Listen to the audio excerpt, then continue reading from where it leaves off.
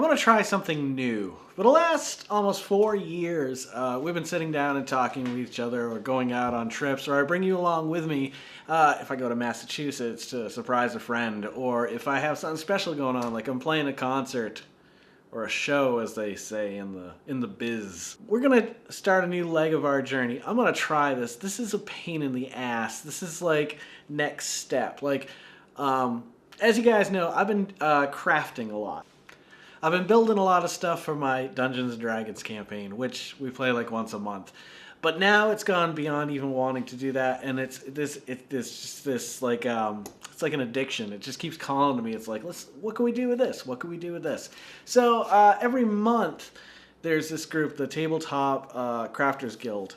You can look them up. I'll try to put a link somewhere for them. They do a contest. So the first month in October, I submitted something only because I had just built something that had the required piece involved in making it was skulls, tiny skulls. I had this piece. Here it is. It wasn't great. I wasn't thrilled with it. It was just a set piece that I had made, and I had just painted this miniature, and I thought it came out pretty good because I'm not really good at painting miniatures because they're so miniature. And so I submitted it. And it was on there. I was like, hey, that was mine. That's neat. And it didn't make it in the top 5. I honestly wasn't expecting it to. There's a lot of really skilled crafters out there. I'm just really enjoying doing it, and it's just weird. It all started one day when I looked up a video to tips on painting miniatures. And I don't think I've got it around here. No, there's a few other ones. But I painted a miniature after watching this, and I thought it came out so good. I was like, all right, let's look up other videos on what else you can do and how you can, improve your techniques. So I looked up other videos just on like advanced techniques so that I could progress, because it was the first time I had done it and like walked away and felt like I accomplished something. My dog's licking his balls. I'm sorry. Watching those videos then led to this XPS foam that you can build stuff out of. I'm so unprepared. I have nothing like around me built. This was a spur of the moment. Let me tell you what this is all about. So this is going to be my first tutorial video on how to craft, or rather, how to turn this little $2 or $3 wooden house into this. Yeah, so I don't know if this is something you'd be interested in on the Vodkast, but I'm gonna do at least this one. I'm gonna show you how I got from here to here, and I don't think I'm gonna do it in such a tutorial way that it's boring. I'm just gonna get to the point on things, and I'm not gonna completely recraft this into that. I've actually got some different ideas I want to use for this, and I'm gonna show you that on this video too when we get to that point. So let's begin.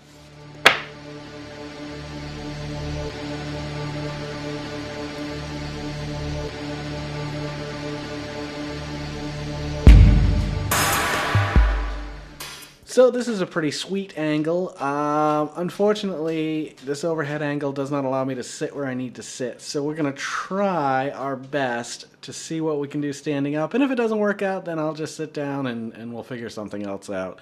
So the things you're going to need right off the bat, as you can see here, are A, cardboard of some sort. I like to keep pizza boxes or cereal boxes around. Sometimes I get a little out of control with them, and I have too many on hand, and then I have to recycle them. And by recycle, I mean throw them directly into the trash because I forgot to pay my recycling company. Yeah, that's right. We still have to pay for recycling. No, come on. Some kind of popsicle stick for the sides and the back. Some kind of screening. I know a lot of people like to use the granny knitting thing there, the plastic grids you can buy at the craft stores. And they're not bad, and they definitely emphasize what you're trying to emphasize. These screens, I just found them at Ollie's for, I think it was 99 cents for like 5 of them, and I have a problem. So I buy things that I think I might use. And then I end up with a lot of things I don't need. This, however, was a grand idea, I thought.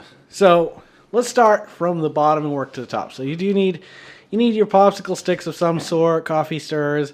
I did the same size for the frame. That's no different. The screen inside, I did paint gold. And I ran it diagonal instead of running it parallel with the windowsill itself. I think it gives it a little bit more of that medieval look. The front, once again, I just ended up with a few scraps, and I wanted to emphasize the door, so I unintentionally went with the upside-down cross. That was not meant to be, though I have no religious affiliation. I think that God is a lie. On a lighter note, these little doorknobs are really cool. They are, I believe, DM Scotty. I know if you're watching this, you've probably watched DM Scotty. You've watched Blackcraft Magic and Wylock and all those guys. Fantastic. And they're the guys that kind of turned me on to this. There's another guy, Terrain Tutor, I believe his name is, who is over in the UK, and he's fun to listen to. I like his voice. Do you like my voice? These. You can get these at Walmart. I think they're like $2. And it's pretty much a lifetime supply. There's so many of these. I just use them for doorknobs and to emphasize structures or just to give it a little bit more of a texture if I'm building something. You can add the little door ornament, any kind of door ornament that you would like or not like. You don't have to do that. I just happen to have that. God damn this dog. See, my dog is a pain in the ass. My dog ate my wife's bracelet, and that came off of... There was many of these, so I have a ton of little infinity symbols. I don't know if I should thank or murder the animal. Let's start with murder. Now, the chimney. The chimney is XPS foam. That is something I carved. I don't have any kind of... Well, I do have a cheap little handheld heat tool for cutting foam. However, this I just cut with an X-Acto knife, which I highly recommend getting a good X-Acto knife. I just recently picked up this Fiskars,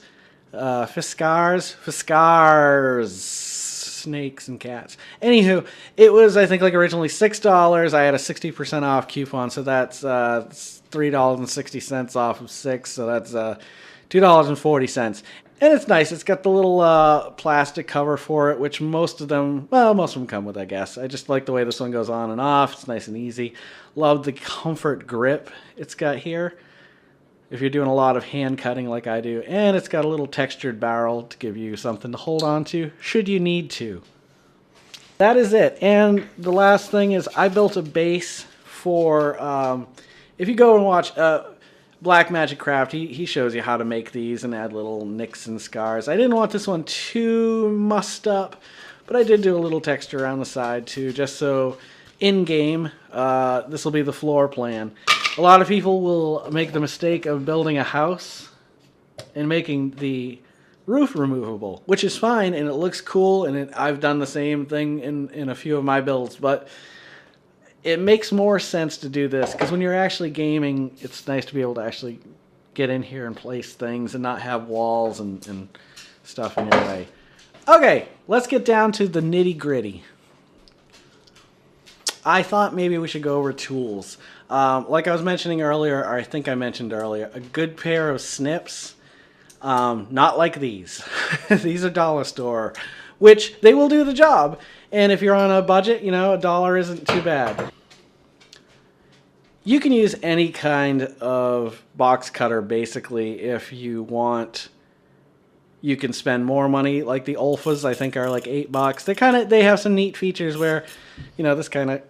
Okay, Apparently I've broken my Olfa knife. I will take a look at it later. Now, what I actually recommend is going out and spending $2. You'll get one this size, and you'll get one a little thinner with the smaller blades. Home Depot, I think it's $2, $1.98. You get two of them, and they are fantastic. My only problem with is this little slider here. When I'm cutting big pieces, sometimes I'll accidentally put my hand on the thumb and it'll pull it in, but I don't really care, because I'm crafting for D&D. I'm not building the fucking White House. And of course you're going to need paints. Like Black Magic Craft and some of these other guys, I have a pre-mixed, what the fuck is this stuff? Mod Podge and black paint. I actually use pavement in mine, so it's actually kind of a charcoal color, a very dark charcoal. I don't know why I do it. I just, I think I was out of black one day. This might actually be the black. Okay, so I didn't measure shit. You can measure shit all you want. You can spend all day measuring, and of course you're going to get accurate and fantastic cuts. I am not a sloppy builder. At the end of the day, when I look at something I've finished, I feel like I put a lot of work into it, and as much work as it's going to get out of it. You know, I don't like to overthink things. I love when I build something and it gets out of control and it's crazy in the end, but at the same time, that's a lot of time that I don't have. I'm a 43-year-old man who has multiple jobs and multiple children and one wife. What I did is with my coffee stirrers, which were a lot longer, I basically took these out to the size I needed it, grabbed them with this, and then kind of moved it up as long as I got a straight cut. And here is where the pain begins. If you do not have a good pair, which I do not have, this...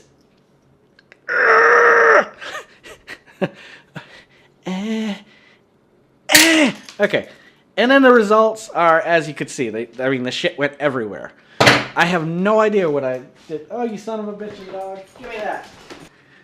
You can put this between your fingers if you have enough room.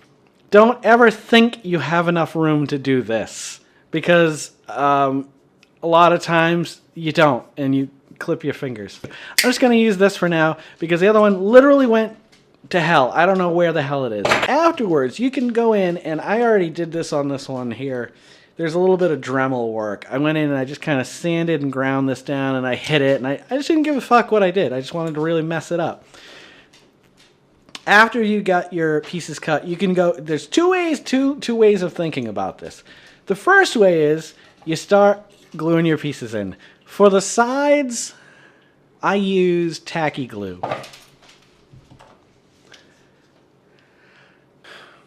Alright, so I decided to go get some headphones, and I now realize that I could probably turn this microphone up a little bit, and I'm going to try to do that right now. I'm hearing all kinds of shit now. $5. I'll sell you my life for $5. $5 and a pack of smokes. Okay, so as I cut these are a little bit too wide. They're much wider than I had with the coffee stirrers. So they basically line up to a point where I didn't have to cut much at the bottom. Actually, if you'd like to take a look, let me show you what we got here. So here is what the end result was for me. I don't know. This is a pain in the ass, this fucking little screen. There's a little bit of an overlap, I think you can see in there, but it's not horrible. And I did not give a shit about the inside of this either. Like, I could have painted it black, and I think it probably would have looked nicer, and maybe at some point I will go back and do that. However, I didn't think it was necessary for what purpose it was going to serve for me. And the purpose I have for this is absolutely none at the moment. I just saw this little house at Target, and I thought, hey, we're going to make this into something real special. As I was saying earlier, there's two schools of thought. After you have them cut, you can start gluing them as you go. And that's exactly what I did, because it allowed me to customize each one, and if there was a problem, I could deal with it at the time, rather than going back and having to do it. Or you can cut out the entire lengths and then go back in and cut these, god damn it, and then go back in and just cut these to size how you want them. The frame later on will cover up any, god damn it, focus, you.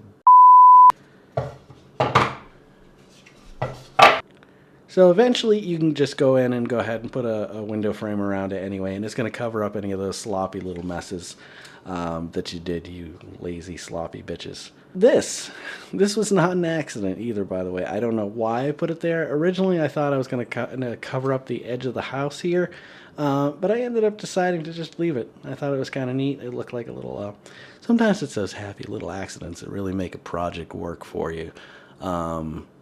And I kid, yes, Bob Ross is fantastic. We all love Bob.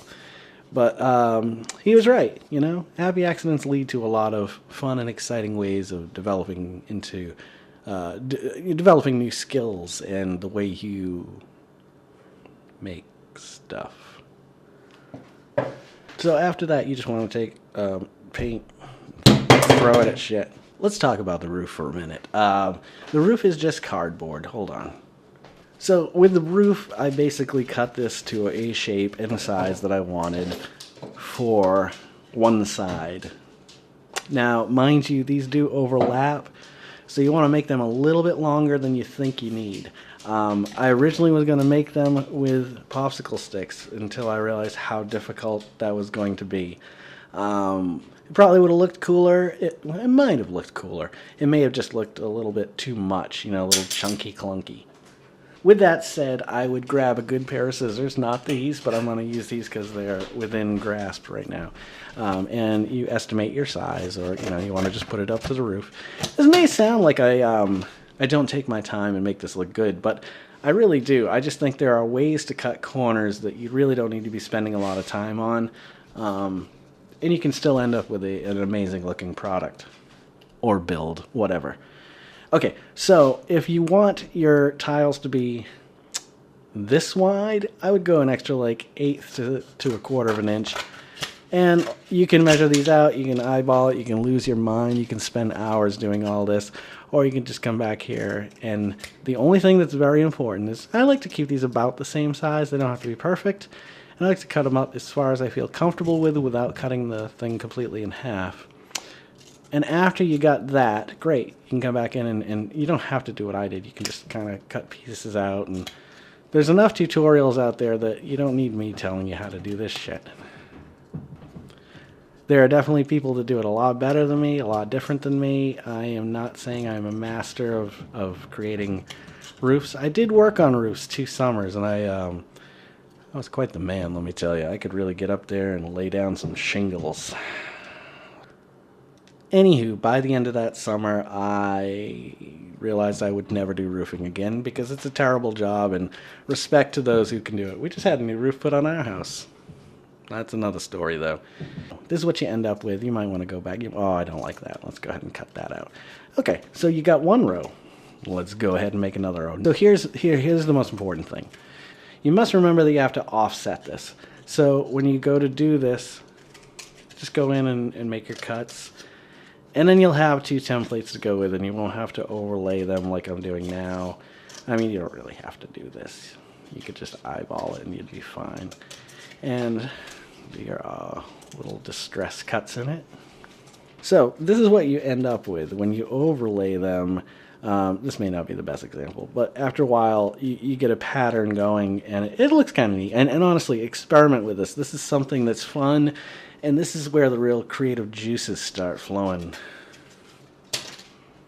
So when you have enough of those, actually this part I used hot glue just because it's quicker. I'd hot glue it on just to cover up the roof. This is a real shitty cut I did on these. And I will say that on this next build I am going to use smaller. I am going to make these shingles a lot smaller on the next one because this building doesn't really make sense. This kind of looks like a gingerbread roof now. It looks like Santa's village or something. My dog is literally chewing on the electric outlet. Not like a plug coming out of it. He's trying to stick like his teeth in there. Stupid bastard. So hot glue these all on until you get right about to the top. And as you can see, like I did on this one, it's just a piece folded over to cover up basically the tops of that last layer. Now, with the chimney. Yeah, let's talk about that chimney. This, if you are not aware of it, is XPS foam. It comes in many, many different shapes and sizes.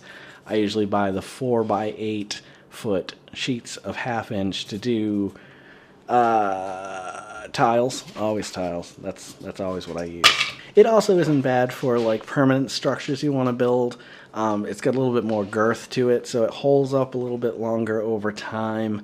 And also, you should be trying to preserve these with some kind of finishing spray, not adhesive. What do you call it? I don't know. Basically, it's a finish for it that'll seal it, like a seal coating, kind of like a driveway. At the very end, after you're done being painted. After you're done painting it, just seal it up. Should be good to go. One note on that. Is that if you do not cover the thing perfectly with your base coat of the Mod Podge and whatever base paint color you're going with, any aerosol will eat into this foam, and I learned that the hard way. I thought I had a piece pretty well covered, and apparently I didn't. So always make sure you got all your little nooks and crannies filled with paint and Mod Podge. Okay, for paint, normally I coat everything in that black stuff first, but because I knew I wasn't going to be, like, it's not foam and it would last a little bit longer, I wasn't worried about preserving it. My one mistake was I should have coated the whole thing in black first, because there are little nooks and crannies where I did miss paint getting in there. This is a base coat of burnt umber acrylic paint, and then I believe it's not khaki. There's a territorial beige, and then there's khaki on top. There's a little khaki mixed in there. Then I went over it with an orange. I can't remember what orange I used. It's kind of a terracotta. In some places it was a little bit stronger than it was in others. And there are flaws. I mean, these screens, I didn't quite clean them out. I could go back in and do that now, but like I said, this is a prop that's going to sit on the table for, you know, maybe an hour, and then it'll go back on a shelf somewhere. Now, for the chimney and for the base, basically I gridded this out. I have a ruler that I got at the dollar store, which is actually 1 inch wide. So, a brief tutorial on making bases. Each 1 inch square represents 5 feet in Dungeons and Dragons, and I'm sure in several other role-playing games. So when I do these, I basically mark them with a Sharpie. Like, I usually peel this first. There is a clear coat on top of here. I'm going to leave it on this one because I need it on here, but hang on.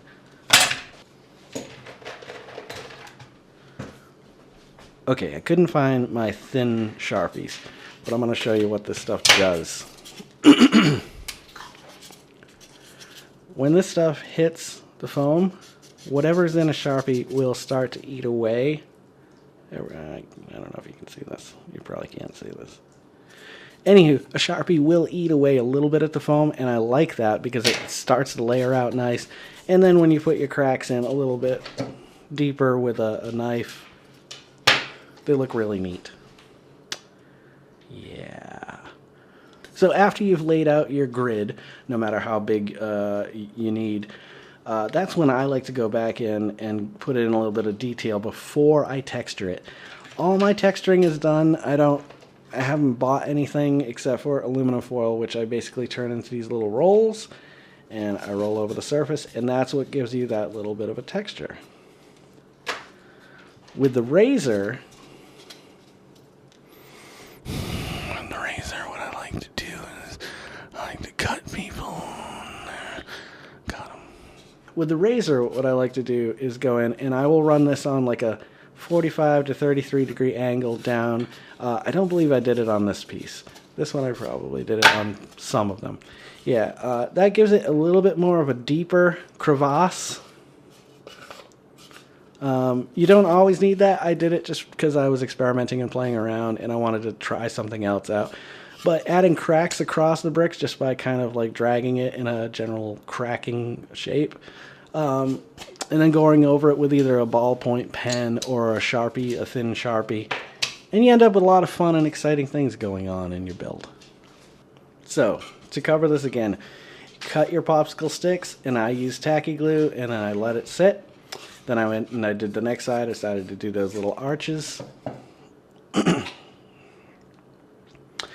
And I was mentioning earlier, when I went back over this, I did put a little bit of a dark gray in here. I think while I was doing the roof, I took some of the charcoal and I just lightly dry brushed, just so it kind of gives it that illusion that there's light coming down, creating shadows underneath.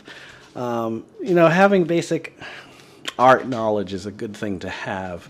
Especially if you're going to get into this. If you've never done it, watch a YouTube basic course on, like, even just drawing. It'll teach you how light falls and how shadows fall and all those little things. And perspective, very important little things to know. So do that. Learn about color grading, always important, especially if you're making videos. Okay, so the last little thing I wanted to talk about is this little brush here. I think you can get them, you can definitely get a 3-pack of these at the dollar store.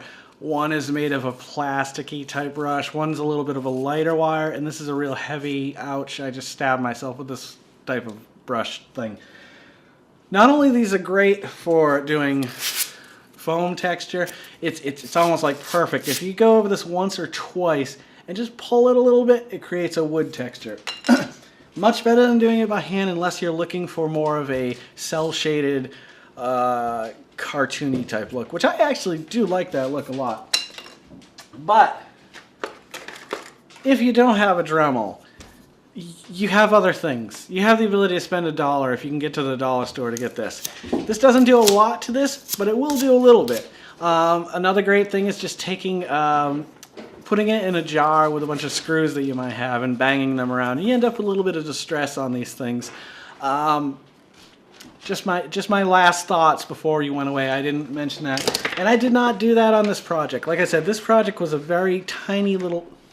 Okay, sorry about that. This is something that just came together. I was out at Target one day and I found this little thing. And I thought, you know what? I think I can make it look like this. And it's a great size for miniatures too. Like, here's a little guy, here's a little house, here's a little door. I should have done this while I still had the overhead set up, and I apologize, but they're actually a great size. They do, I think, 3 or 4 different sizes of this house. The other ones are a little bit more comical, like one of them's got a little bit of a curved outside edge. There's one that's just taller, and I can't remember what the other one was, but this is the one that really made me think, I can do something with this. That's a little shop. That's a little cabin that my party finds out in the woods one day. What's in the cabin? I don't know. Maybe it's a bunch of left nipples that some bad guy cut off. Maybe some wizard needs left nipples for a spell he's going to create. Or maybe some kind of golem, a left nipple golem. Anywho, that story is yours to tell. This is mine to tell. Hope you guys loved this failure of a assemblage video. I have been incredibly sick for the last 2 weeks. I thought I was getting better, and I'm not. I had to pause every 30 seconds to cough my lungs out while I was doing this video. But I had this idea in mind, and I just wanted to share it with you. In the next video, we are going to go in depth, and we'll figure out this whole camera situation and really get it so that I can build something on the fly, and we can share that experience together on the Vodkast. Like I said, thank you guys for coming and checking this thing out. I hope I at least gave you a few laughs if I didn't inspire you. Alright, you guys take care of each other and keep making life fantastical and adventurous. Okay, I'll see you guys a little bit further on down the road in the next episode of whatever this is going to be.